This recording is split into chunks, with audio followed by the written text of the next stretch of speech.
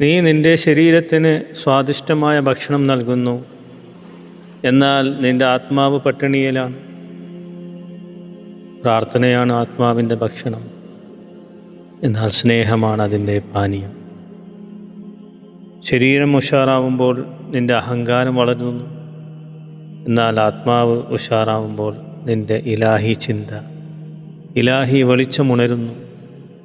വയറ് നിറയ്ക്കുന്നതിനേക്കാൾ ഹൃദയം നിറയ്ക്കാനല്ലേ നമ്മൾ ശ്രമിക്കേണ്ടത്? മറ്റുള്ളവരുടെ തെറ്റുകൾ തിരുത്താൻ നീ ഒരുപാട് സമയം ചെലവഴിക്കുന്നുണ്ട്, എന്നാൽ നിൻ്റെ ഉള്ളിലെ ഇരുട്ടിനെ നീ ശ്രദ്ധിക്കുന്നുമില്ല.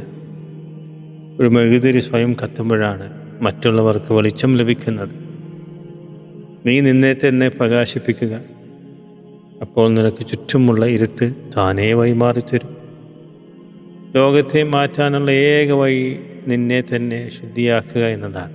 നീ നന്നാവുമ്പോൾ നിന്റെ ചുറ്റുമുള്ളത് നന്നാവും. മറ്റൊരാൾക്ക് നൽകുന്ന ഒരു പുഞ്ചിരി പോലും നിന്റെ ആത്മാവിനെ ശുദ്ധീകരിക്കും.